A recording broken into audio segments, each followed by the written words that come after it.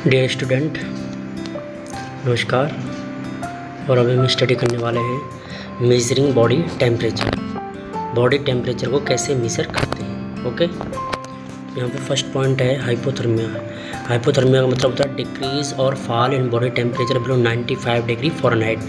यानी कि अगर बॉडी टेम्परेचर 95 डिग्री फ़ारेनहाइट से कम हो तो उसको अपन क्या बोलते हैं, हाइपोथर्मिया कहते हैं। Next is hyperthermia. हाइपरथर्मिया का मीन्स होता है elevation in body temperature above 99.5 से लेकर 100.9 डिग्री फ़ारेनहाइट। इसको अपन क्या बोलते हैं, hyperthermia. Okay, next is definition. Definition में क्या है, it involve measuring of body temperature using a clinical thermometer. Clinical thermometer की मदद से क्या बॉडी टेम्परेचर को मेजर करना।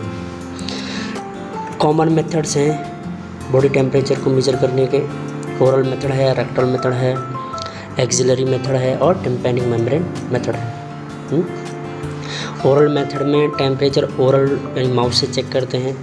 रेक्टल मेथड में रेक्टम से चेक करते हैं। एक्सिलरी मेथड में एक्जिला से टेम्परेचर लिया जाता है। और टिम्पैनिक मेम्ब्रेन में ईयर के अंदर जो टिम्पैनिक मेम्ब्रेन वहाँ से टेम्परेचर को असेस किया जाता है। इंडिकेशंस क्या है, मतलब कब कब हम जो है टेम्परेचर असेस कर सकते हैं। Point number 1, it is a routine part of assessment for establishing A baseline data upon admission. अगर किसी मरीज़ को एडमिट कर रहे हैं या एडमिशन हो रहा है तो उस टाइम पे बेसलाइन डाटा कलेक्ट करने के लिए हम टेम्परेचर नॉर्मली असेस करते हैं। Point number 2, any change in patient condition should be monitor according to the agency policy. Patient की कंडीशन में अगर कोई चेंजेज होता है तो भी हम जो है हमारे हॉस्पिटल की पॉलिसी होती है कि भाई पेशेंट की कंडीशन में ज़रा सा भी चेंज हो तो उसका बॉडी टेम्परेचर आपको चेक करना है, वाइटल साइन चेक करना ही है। Point number 3, temperature should be check before, during and after administration of any drug that affect temperature control function. यानी कि आपने अगर कोई ड्रग दी है तो ड्रग देने से पहले, उसके दौरान और बाद में टेम्परेचर आपको चेक करना है, ताकि जो है हमें ड्रग का एक्शन पता चले कि ड्रग कैसे काम कर रही है। Okay, next point 4 number is if there is any change in the general condition of the patient. अगर पेशेंट की सामान्य स्थिति में ज़रा सा भी परिवर्तन होता तब भी हम बॉडी टेम्परेचर चेक कर सकते हैं। Point number 5, it should be check before and after any nursing intervention that affect the body temperature of the patient. ऐसा कोई भी नर्सिंग इंटरवेंशन, नर्सिंग प्रोसीजर, आपने नर्सिंग प्रोसीजर कुछ किया है जिससे बॉडी टेम्परेचर में अल्ट्रेशन हो सकता है, तब भी आपको बॉडी टेम्परेचर चेक करना है। जैसे कि स्पंज बात करते हैं तो स्पंज बात करने से पहले और करने के बाद में आपको बॉडी टेम्परेचर चेक करना है, कहीं हाइपोथर्मिया की कंडीशन तो नहीं हो गई। ओके, पर्पज़ क्या है, पर्पज़ है point number 1, to assess the general health status of the patient. Patient की जनरल हेल्थ को असेस करने के लिए भी हम बॉडी टेम्परेचर चेक करते हैं। Point number 2, to assess for any alteration in the health station.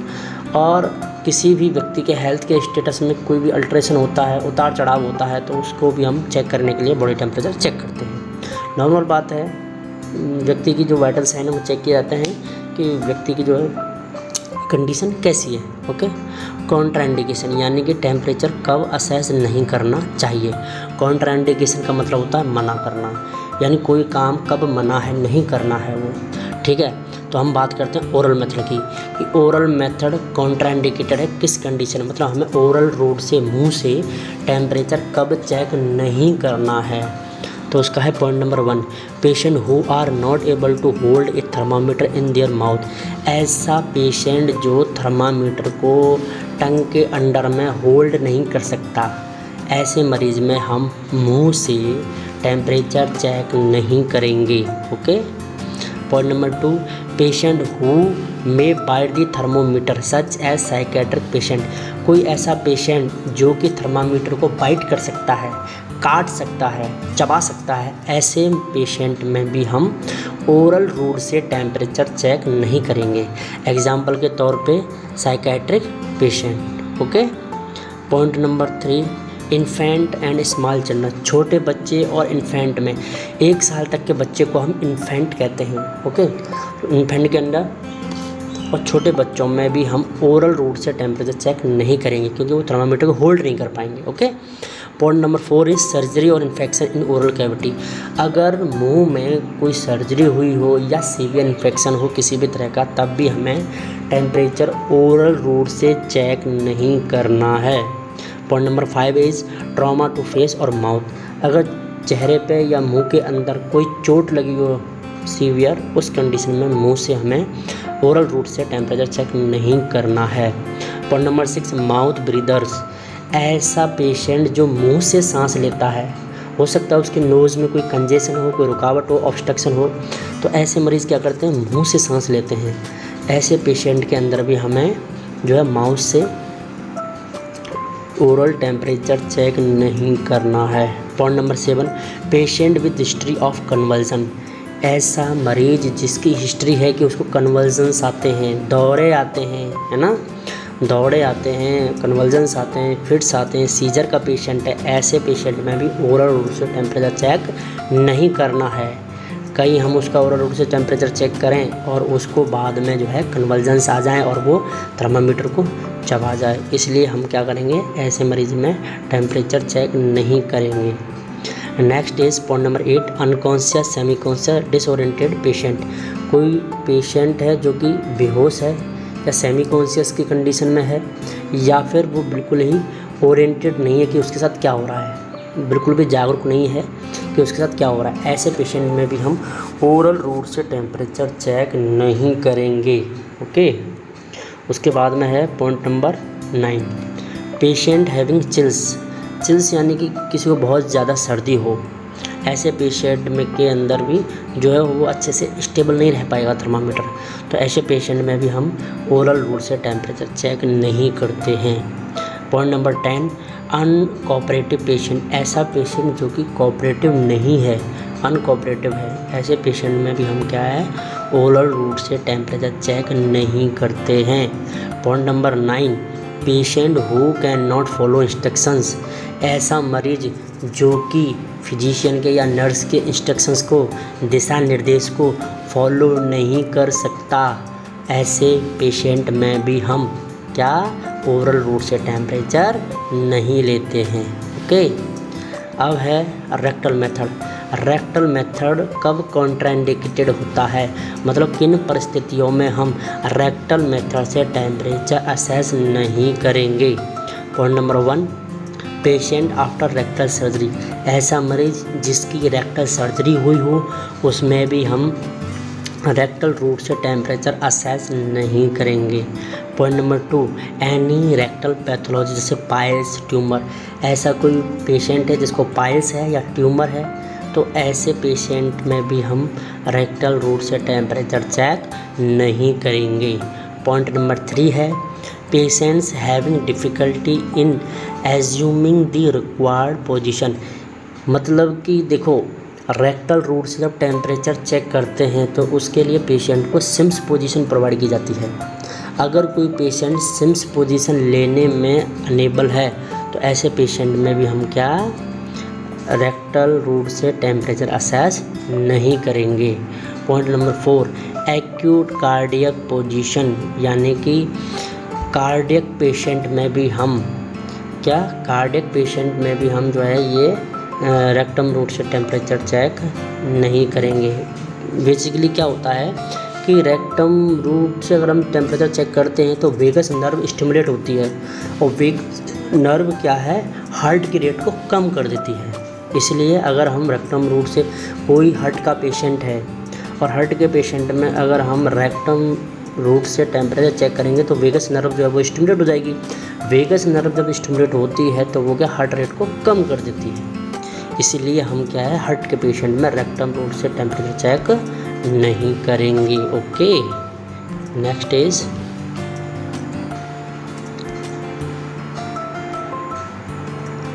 Point number 5 patient having diarrhoea. ऐसा पेशेंट जिसको डायरिया है, दस्त हैं, ऐसे मरीज में भी हम रेक्टम रूट से टेम्परेचर चेक नहीं करेंगे। Point number 6 patient with reduce platelet count. ऐसा पेशेंट जिसके अंदर प्लेटलेट काउंट्स कम हैं, ऐसे पेशेंट में भी रेक्टल रूट से टेम्परेचर चेक नहीं करेंगे। बिकॉज प्लेटलेट्स क्या है, थ्रोम्बोसिस का काम करती हैं। ब्लड जब बहता है तो उसको थक्का बनाने का काम करती हैं। अगर किसी पेशेंट में प्लेटलेट कम है और हम उसको रेक्टल रूट से टेम्परेचर चेक करेंगे, अगर इंजरी हो गई, ब्लड लीक आउट होना स्टार्ट हो गया, तो वो क्या थक्का इजीली नहीं बनेगा, because rectal area is the very vascular area, है ना। इसलिए हम क्या है, प्लेटलेट अगर किसी पेशेंट के अंदर कम है तो उसमें हम रेक्टल रूट से टेम्परेचर चेक नहीं करेंगे। Next is axillary method. Axillary method से टेम्परेचर हम कब कब नहीं लेते हैं, कॉन्ट्राइंडिकेशन माना जाता है। कब? पेशेंट विद एनी सर्जरी और लीजन इन एक्जिला।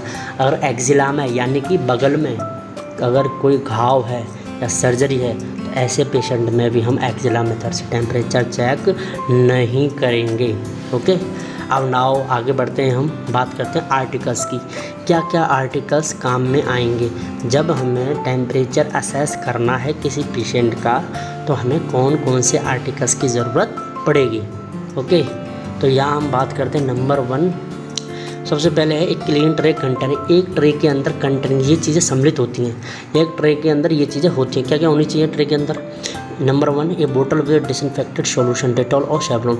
यानी एक बोतल जिसके अंदर डिसइंफेक्टेड सॉल्यूशन हो, डेटॉल हो या सेवलॉन हो। ओके, पॉइंट नंबर 2, ये बोतल विद वाटर, पानी की एक बोतल। ये point number 3, thermometer, rectal thermometer in case rectal method. तो जिस रूट से भी आपको टेम्परेचर असेस करना है वो थर्मामीटर आपके पास में होना चाहिए। या रेक्टल मेथड के लिए तो रेक्टल थर्मामीटर, और अगर ओरल मेथड के लिए ओरल थर्मामीटर। रेक्टल थर्मोमीटर और ओरल थर्मोमीटर में इतना फ़र्क है कि जो रेक्टम वाला है उसका जो बल्ब है वो छोटा और मोटा होता है, और जबकि ओरल वाले में बल्ब लंबा और पतला होता है। इतना डिफरेंस होता है। अगर हम देख के पहचानें कि भाई ये रेक्टम वाला है या ओरल मेथड वाला थर्मोमीटर है, तो हम इजीली असेस कर सकते हैं। ओके, कि रेक्टम वाला का बल्ब जो है वो मोटा और छोटा रहेगा और ओरल वाले का बल्ब जो है वो लंबा और पतला रहेगा। ओके, नेक्स्ट बात करते हैं number 4, a small bowl with cotton swab. Cotton swab, एक बाउल के अंदर कॉटन स्वैब होना चाहिए। Point number 5, paper bag kidney tray होना चाहिए वेस्ट मटेरियल को कलेक्ट करने के लिए। पेन होना चाहिए लिखने के लिए। फ्लो शीट और ग्राफिक चार्ट होना चाहिए, जो भी रीडिंग आती है उसको रिकॉर्ड करने के लिए। लुब्रिकेंट होना चाहिए, लुब्रिकेंट थर्मोमीटर को चिकना करने के लिए। अगर हम रेक्टम मेथड से टेम्परेचर असेस कर रहे हैं तो हमारे पास में क्या होना चाहिए, लुब्रिकेंट होना चाहिए, ताकि उसको जो है लुब्रिकेट करके और हम रेक्टम में इंसर्ट कर सकें। ओके, उसके बाद में a bowl containing dry gauze piece to wipe axilla. और गॉज पीस होना चाहिए किस लिए, वाइप करने के लिए। वाइप मतलब पोंछने के लिए किसको, एक्जिला को साफ़ करने के लिए। पसीना है, पसीने को साफ़ करने के लिए हमारे पास में क्या होना चाहिए, गॉज पीस होना चाहिए। ओके, यहाँ आप देख सकते हैं ये ट्रे हैं पूरी। ओके, और ये थर्मोमीटर है, ये क्लिनिकल थर्मोमीटर है मरकरी वाला, ये इलेक्ट्रॉनिक थर्मोमीटर। ओके, अब नेक्स्ट हम बात करते हैं प्रोसीजर की। ओके,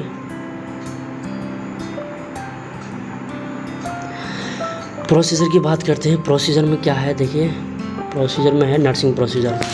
तो सबसे पहले हम देखते हैं बिफोर प्रोसीजर, प्रोसीजर करने से पहले।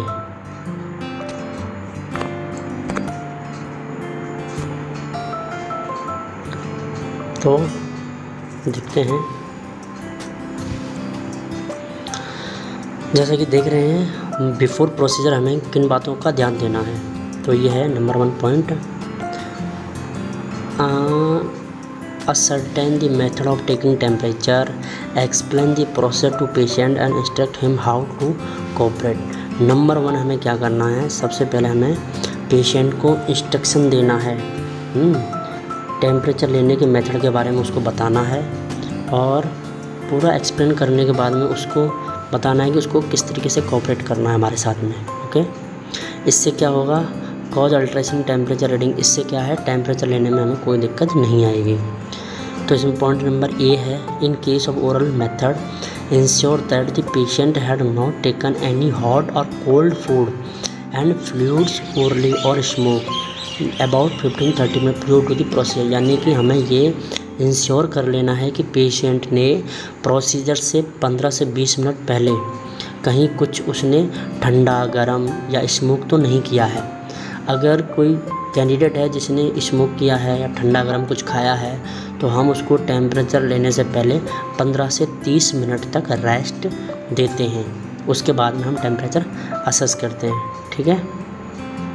पॉइंट नंबर बी है for rectal method provide privacy and position the patient in a Sims position.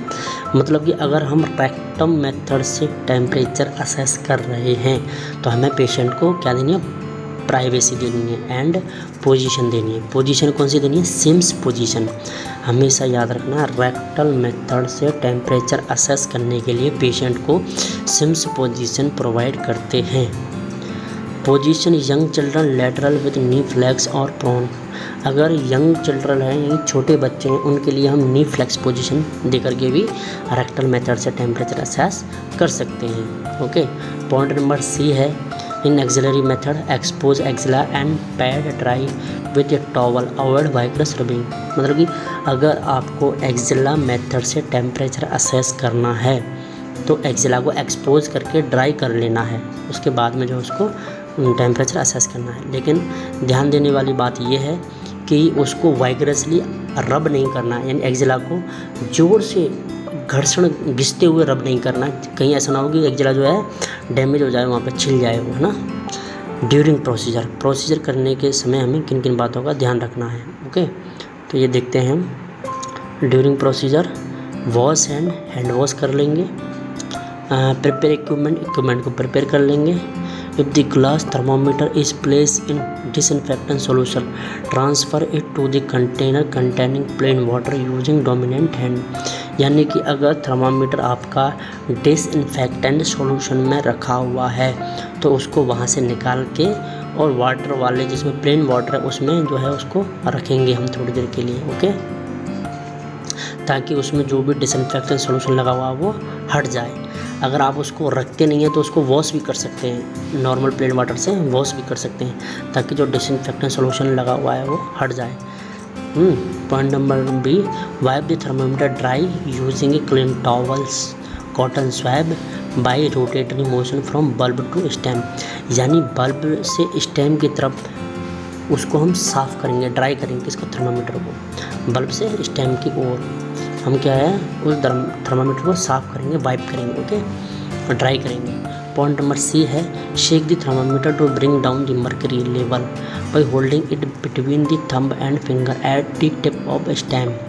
Shake with a mercury below 35 degree Celsius. मतलब कि जब थर्मामीटर ड्राई हो गया उसके बाद में थर्मामीटर को हम जो है इंडेक्स फिंगर और थंब में पकड़ेंगे, कहाँ से, स्टेम का जो आखिरी छोर है वहाँ से, और उसको शेक करेंगे। तब तक शेक करेंगे जब तक कि थर्मामीटर मरकरी का जो पारा है, मरकरी जो है वो 35 डिग्री या 95 डिग्री फ़ारेनहाइट से नीचे ना जाए, तब तक आप उसको शेक करेंगे। ठीक है। ताकि हम एक्यूरेट रीडिंग को प्राप्त कर सकें। Point number 4 is checking the temperature. अब टेम्परेचर को चेक करेंगे। तो फर्स्ट है हमारा ओरल मेथड। ओरल मेथड से अगर हमें टेम्परेचर चेक करना है तो हमें किन किन बातों का ध्यान देना होगा, देखते हैं। Place the thermometer bulb at the base of the tongue at the side of frenulum in the posterior sublingual pocket. यानी कि थर्मामीटर को हमें, थर्मामीटर का जो बल्ब है उसको टंग के नीचे और साइड में, फ्रेनुलम के साइड में, पोस्टीरियर रीजन में जो है हमें उसको प्लेस करना है। जैसे कि यहाँ पर दिख रहा है, ये जो है ये फ्रेनुलम है और ये टंग है, ये टंग के नीचे का पार्ट है और यहाँ पे हम जो है इसको प्लेस कर रहे हैं, किसको, थर्मामीटर को। ओके। तो यहाँ हमें जो है साइड में, ये फ्रेनुलम है, फ्रेनुलम के साइड में जो है हमें यहाँ पे फ्रेनुलम के साइड में हमें थर्मामीटर को प्लेस करना है इस जगह। ओके। तो हम यहाँ पे इसको प्लेस करेंगे। उसके बाद में है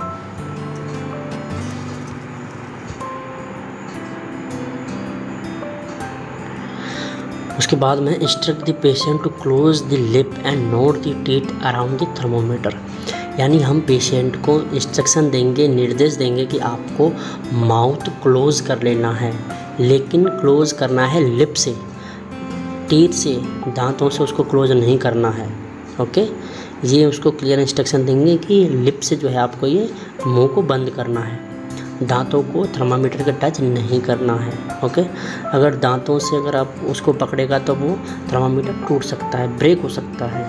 इसलिए पॉइंट नंबर 3 है leave the thermometer in place for 2 to 3 minute. Oral method से टेम्परेचर असेस करते हैं तो थर्मामीटर को 2 से 3 मिनट तक माउथ में प्लेस करते हैं, माउथ में रखते हैं। ओके, उसके बाद में है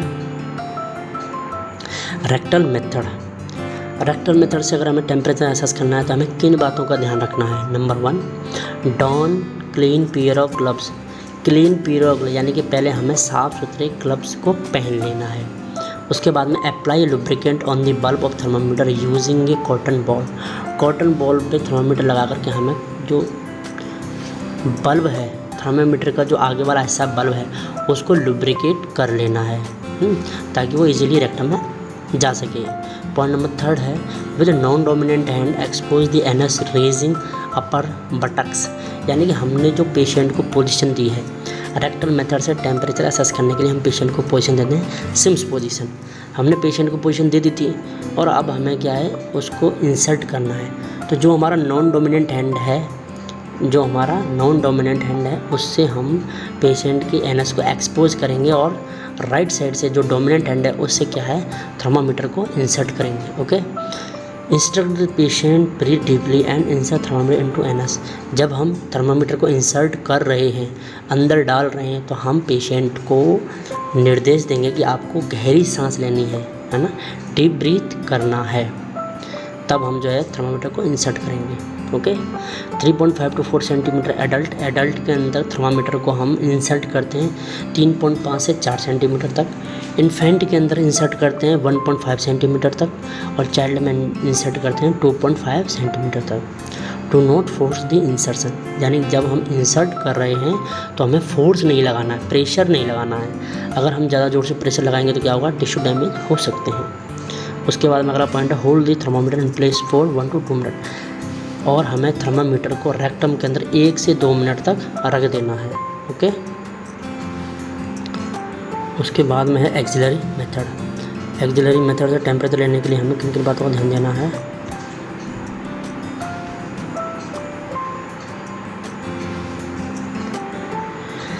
एक्सिलरी मेथड में क्या करते हैं, place the thermometer bulb in centre of the axilla. मतलब एक्सिलरी मेथड से जब हमें टेम्परेचर लेना होता है सबसे पहले तो हम एक्सिला को पहले तो हम पेशेंट को सिटिंग या सुपाइन पोजीशन देते हैं। देने के बाद में उसको फिर जो है हम क्या करते हैं, एक्सपोज करते हैं एक्सिला को और जो है गॉज पीस उससे एक्सिला को ड्राई कर लेते हैं। उसके बाद में थर्मामीटर को एक्सिला के सेंटर में प्लेस कर देते हैं। ठीक है, उसके बाद में place the arm tightly across the chest to hold thermometer in place. यानी कि फिर हम क्या है पेशेंट को की जो आर्म है उसको चेस्ट को क्रॉस करते हुए उसको रखेंगे ताकि जो थर्मामीटर है वो होल्ड हो जाए, वो गिरे नहीं। उसके बाद में hold thermometer in place for 3 to 5 minute. और एक्सिलरी मेथड से जब हम टेम्परेचर चेक करते हैं तो हमें थर्मामीटर को 3 से 5 मिनट तक एक्सिला में रखना होता है। Point number 5, removal of thermometer. Wipe down the thermometer using a cotton ball from stem to bulb in a rotatory manner. उसके बाद में थर्मामीटर को बाहर निकाल लेंगे और निकालने के बाद में थर्मामीटर को अपन वाइप करेंगे, पोंछेंगे। अब हम उसको पोंछते हैं या साफ़ करते हैं स्टेम टू बल्ब की तरफ। ये पॉइंट है कि जब हम थर्मामीटर को प्लेस करते हैं, रखते हैं टेम्परेचर असेस करने के लिए, तो उससे पहले जब हम उसको वाइप करते हैं, पोंछते हैं, तो हम बल्ब टू स्टेम पोंछते हैं। ठीक है, बल्ब टू स्टेम वाइप करते हैं। लेकिन जब हम टेम्परेचर असेस कर लिया, असेस करने के बाद में वाइप करते हैं, स्टेम टू बल्ब करते हैं। ओके, नेक्स्ट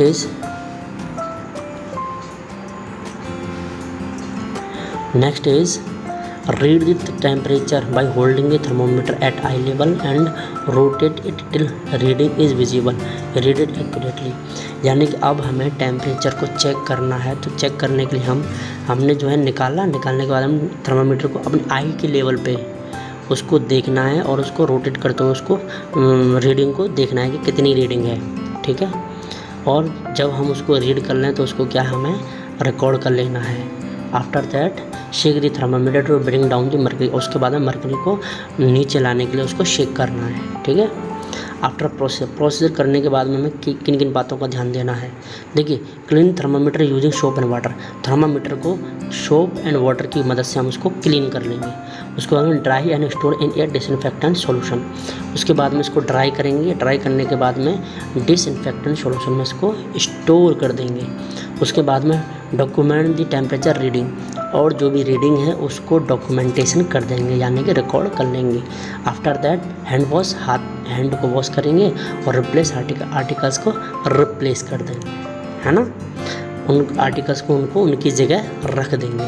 अब देखते हैं स्पेशल पॉइंट। स्पेशल पॉइंट में क्या है। Number 1, it is always best to use separate thermometer for each patient, यानी हर पेशेंट के लिए, अलग अलग पेशेंट के लिए अलग अलग थर्मोमीटर का यूज़ करना बेस्ट होता है। Point number 2, when individual thermometer is not use in patient care unit, axillary method is recommended. अगर हर पेशेंट के लिए, अलग अलग पेशेंट के लिए अलग अलग थर्मामीटर यूज़ नहीं करते हैं तो ऐसी कंडीशन में हमें एक्सिलरी मेथड से ही टेम्परेचर असेस करना चाहिए, माउथ से टेम्परेचर नहीं लेना चाहिए। Point number 3, for conversion temperature from centigrade to Fahrenheit follow conversion formula can be use. Celsius बराबर 5/9 इंटू फ़ारेनहाइट -32, यानी कि अगर आपको सेल्सियस से फ़ारेनहाइट को सेल्सियस में बदलना है तो ये फार्मूला आप यूज कर सकते हैं, ठीक है। सेंटीग्रेड को फ़ारेनहाइट टेम्परेचर लिया है तो उसको सेंटीग्रेड में बदलना है तो उसको ये फार्मूला यूज कर सकते हैं, 5/9 into F Fahrenheit -32। Point number 4, document the reading on the graph chart with blue pen. Blue pen की मदद से जो भी रीडिंग आई है उसको ग्राफ चार्ट में रिकॉर्ड कर देते हैं। पॉइंट नंबर 5, ये नॉर्मल एक्सिलरी टेम्परेचर है जिसमें 90.60 फ़ारेनहाइट एंड 98 डिग्री फ़ारेनहाइट।